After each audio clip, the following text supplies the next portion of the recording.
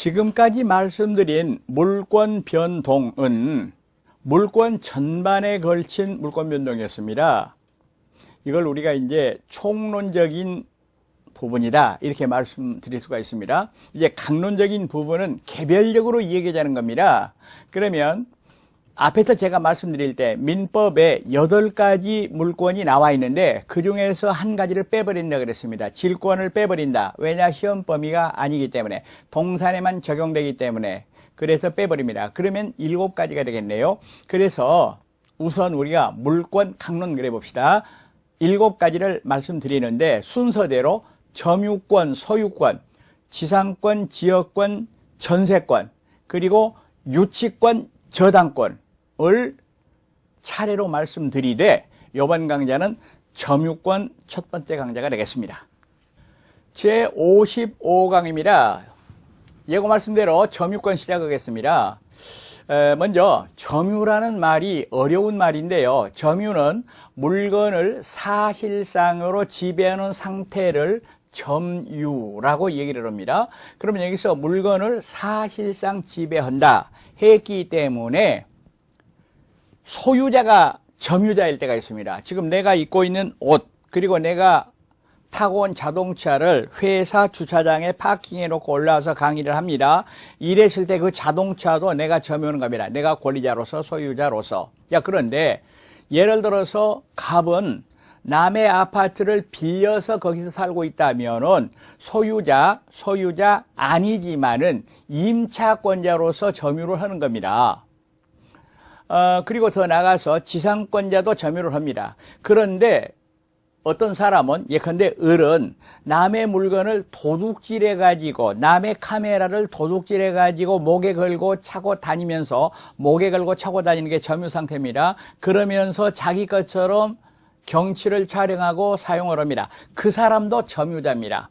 그럼 여기서 사실상 점유라는 거는 정당한 권리가 있건 없든 따지지 않고 사실상으로 지배한다 라는 얘기가 되겠습니다. 그럼 거기는 두 가지가 있네요. 정당한 권리를 가진 사람도 있고 예를 들어서 소유자, 임차권자, 지상권자처럼 전혀 권리가 없는 사람도 있고 예를 들어서 도둑 또는 임대차 기간이 다 끝났는데도 집주인이 비워달라고 하는데도 개기고 안 나가는 사람, 이런 사람은 정당한 권리가 없으면서도 점유를 가지고 있습니다. 여기서 제가 자꾸 정당한 권리 그랬는데요. 물권의 종류 분류할 때는 이 정당한 권리를 본권 그렇게 말합니다. 자, 그런데 이 점유가 있으면 민법은 일종의 물권인 점유권을 인정을 해요. 점유, 이것이 그러니까 요건이고 점유권이 효과고 이렇게 우리가 얘기할 수가 있다는 얘기입니다. 그럼 이렇게 되겠네요. 도둑놈이 남의 물건을 훔쳐가지고 남의 카메라를 찍고 다닙니다. 그런데 예를 들어서 얘기할 때 제2의 도둑이 와서 그 카메라를 뺏으려고 그러면은 자기 거 아니니까 뺏길 수밖에 없냐. 그렇지 않습니다. 그 도둑하고 격투를 해가지고 물리칠 수가 있습니다. 이거를 점유보호 청구권이라고 말하는데 도둑의 점유는 정당한 점유가 아닌데도 불구하고 점유권이 인정된다는 얘기입니다. 다시 물건에 대한 사실상의 지배 점유를 법률 요건으로 해서 법률 효과가 생기게 돼 있는데 이런 제도를 전부 다 합쳐가지고 우리가 점유제도라고 얘기를 한다는 거죠. 그러면 점유권과 점유의 성립이랬는데요. 여기서 점유가 성립하면 그로부터 점유권이 생겨납니다. 즉 점유제도입니다. 이랬을 때 민법 규정을 보았더니 민법은 이렇게 정리를 하고 있습니다. 물건을 사실상으로 지배하는 그런 상태를 가리켜서 점유라고 하더라 입니다. 여기서 사실상 지배라는 것은 법률상 지배 아니다. 다시 말하면 본권이 있든지 없든지 상관없이 지배하는 경우가 될 것이다 이 말입니다. 그러나 여기서 사실상의 지배는 어느 정도의 계속성이 있어야 돼요. 계속성. 흔히 우리가 이렇게 말하죠. 공원에 가서 오후에 벤치에 앉아 있다. 그러면 벤치에 앉은 사람이 그 벤치의 점유자라고 볼 수 있는가? 그렇지 않다. 이런 얘기죠. 자, 그런데 사실상의 지배, 이게 어느 정도 계속성 있는가에 대하여 뭐 우리가 더 들어갈 필요는 없습니다만은 판례 하나를 우리가 얘기할 필요가 있습니다. 타인의 토지 위에 건물을 소유한 자는 그 토지의 점유자이다. 요 판례는 꼭 알으셔야 됩니다. 그러면 예를 들어서 갑의 땅이 있는데 을이 예를 들어서 임차권이나 지상권 없이 건물을 이렇게 지어가지고 있었다. 그 연유는 알 수가 없죠. 그랬을 때는 을은 이 건물 점유 말고 이 토지에 대한 점유자이다. 그 말입니다. 만약에 이게 이제 20년 이상 평원, 공연, 자주점유가 계속됐다면은 취득시효 문제가 생기는 겁니다. 다시 건물은 소유이지만은 그 건물을 소유할 그 땅을 아무런 권한이 없다 하더라도 토지를 점유하는 상태다라는 거 알아두시기 바라겠습니다. 다음으로 점유권과 점유할 권리는 다른 것이다. 그러면 예를 들어서 도둑은 점유권이 있어요. 그러나 점유할 권리는 없다 하는 거 우리가 금방 이해하실 수가 있을 겁니다. 그러면 카메라를 잃어버린 사람은 점유권은 없어. 그러나 점유할 권리는 있어요. 여기서 점유할 권리를 제가 본권 이렇게 얘기한다 그랬습니다. 그리고 점유가 성립하기 위한 요건으로는 점유 설정 의사가 필요하다라고 말을 합니다. 그러나 여기서 점유 설정 의사는 의사 표시에서 말하는 효과 의사하고는 다릅니다. 따라서 어린 아이나 예를 들어서 말하면은 제한 능력자, 예를 들어서 말하면 피성년 후기한인, 피한정 후기한인 이런 사람도 훌륭하게 점유를 가질 수 있습니다. 예를 들어서 어린아이가 자기 장난감을 가지고 놀고 있다. 그거는 점유가 성립합니다. 의사표시는 아니지만은 불완전하지만은 점유 설정 의사. 따라서 우리는 점유 설정 의사를 자연적 의사라고 얘기를 합니다.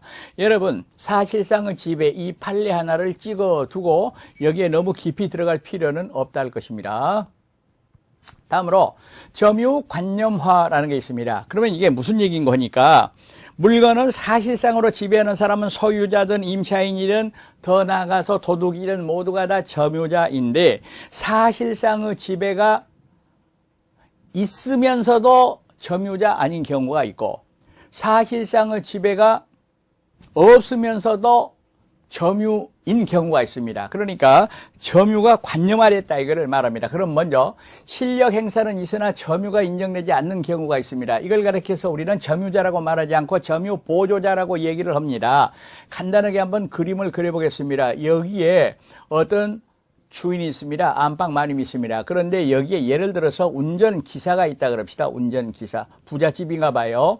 그러면 여기서 자동차를 말이요. 실질적으로 운전하고 또 세차하고 이런 거는 운전기사가 합니다.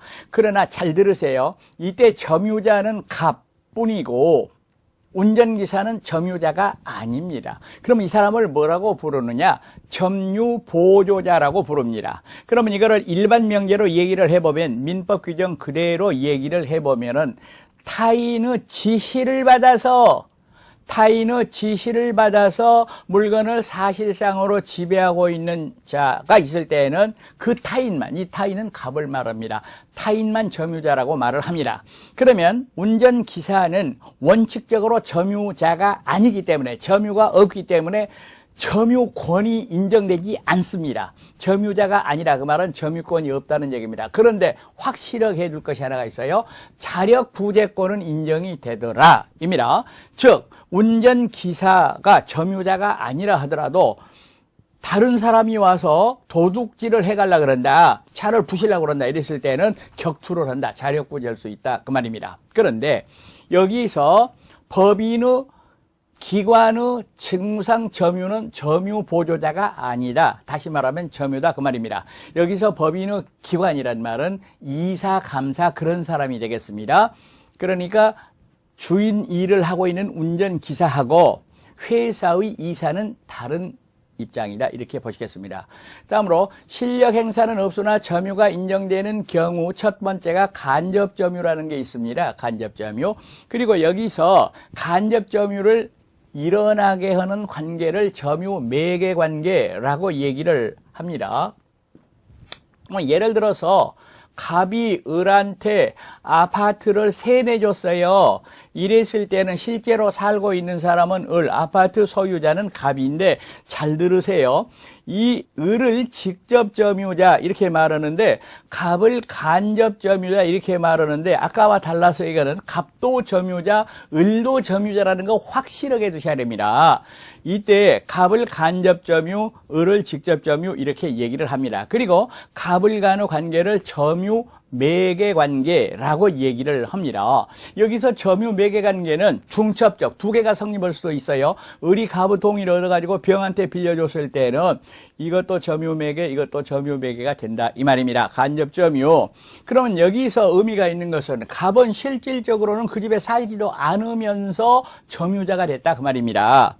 이랬을 때 중요한 것은 직접 점유자는 간접 점유자에게 점유 보호 청구권이 있다는 얘기입니다. 다시 말하면 갑이 을에게 세내주고 나서 다시 자기가 그거를 사용하려고 문 열고 들어온다. 안 된다 이 말입니다. 점유 보호 나가 이렇게 말할 수 있다 이 말입니다. 그러나 간접 점유자는 직접 점유자에게 점유 보호 청구권이 인정되지 않는다라는 얘기입니다. 그리고 직접 점유자가 이미 양도를 해버리면 간접 점유자의 점유